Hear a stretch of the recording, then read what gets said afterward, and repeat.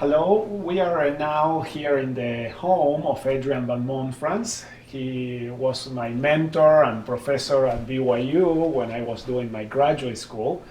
And I would like to share with the Latter-day Learning community, the network of parents and families, some of the experiences that Dr. Van Mondfrans has had in his life about learning and teaching that will be very useful for you as families in your homeschool. I grew up on the west side of Capitol Hill in Salt Lake City, and my assigned school was Washington Elementary School, which was a 2.5-story building made out of sandstone. It was kind of like an inner city school. It did have some of the avenues assigned to it, but west side of Capitol Hill and then all that west side by around West High School was its draw area. I was a indifferent student. Okay. I had plenty of other interests, but it all changed when I went into the 4th grade. We had a new teacher. None of us knew who she was. She used the name, in my recollection, as Miss Green. Okay. We later tried to find out if there was ever a Miss Green that taught the 4th grade, and we weren't able to find her. So I think maybe Miss Green was her maiden name, and she was hired under her married name, but I'm not sure of that. And she was very young. She was very young, very young, just out of the University of Utah. Okay. She started the first day of school by saying, "Boys and girls, I'm not ready for you yet. Would you please go out on the playground, stay close by, but I want you to find something you're interested in, and we'll talk about that."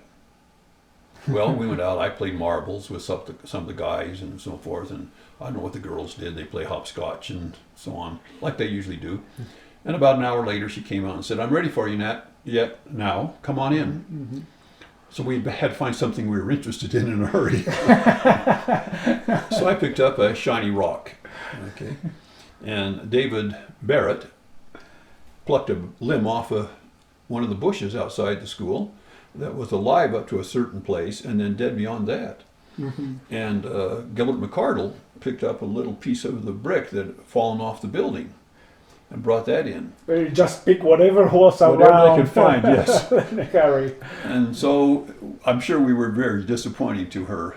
I don't know what the girls all brought in, but I can talk about what a couple of them said later on. So the teacher looked at it, and she took it seriously, what we brought in. She, of course, I'm sure, knew that this was a last-ditch effort on our part not to disappoint her completely. But give you a couple of examples. And she said to me, "So what did you bring in?" I said, "I brought in this shiny rock." "Well, what kind of rock is it?" "Well, it's a shiny rock." "Well, it has a name." I kind of looked at her and said, "Bob?" "Joe, what's the name?" She said, "No. Rocks are made up out of different minerals, and they have names and so forth. Maybe that's a piece of quartz. Maybe that's a piece of something else.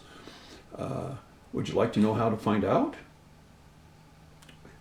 "Well, yeah, I guess so, you know." So she said, "Good." So she came back a couple of days later with a hardness kit, the most hardness kit, MOHS, hardness kit, which showed you how hard rocks and minerals were and so forth.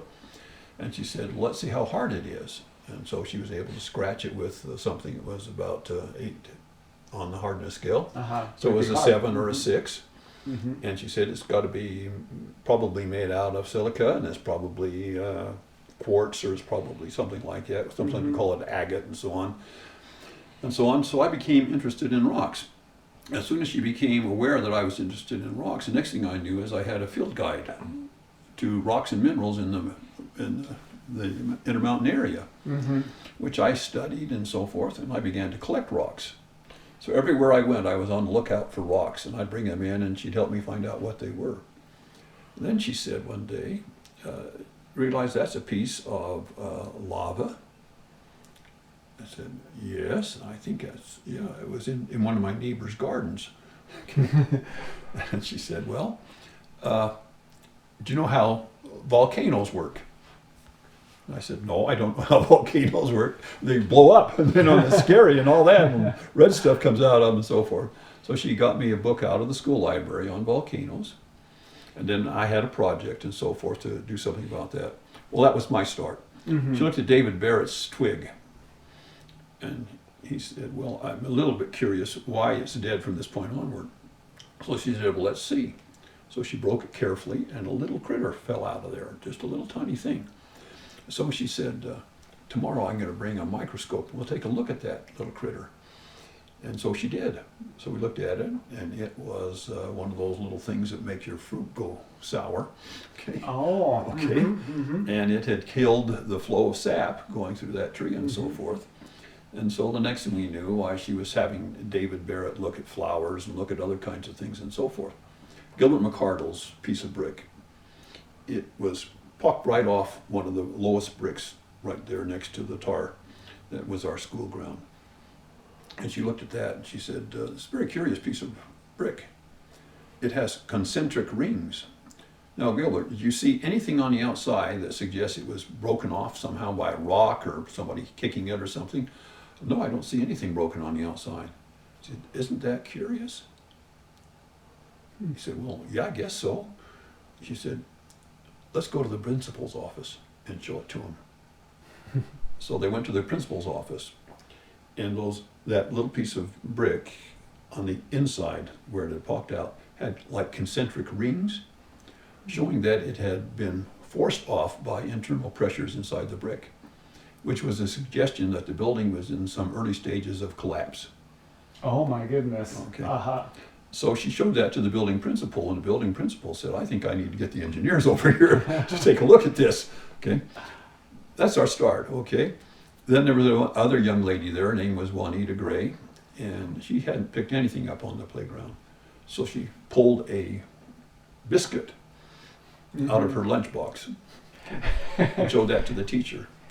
And the teacher said, let's play detective here. He said, well, okay. He said, I'm going to guess that your mother doesn't like you to eat a lot of sugar. Well, that's right. How did you know? He said, because this biscuit is like a hockey puck.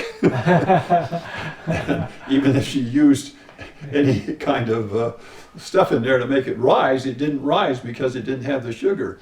And the stuff that makes it rise has to have sugar in order to develop the carbon dioxide that makes it rise, and so on.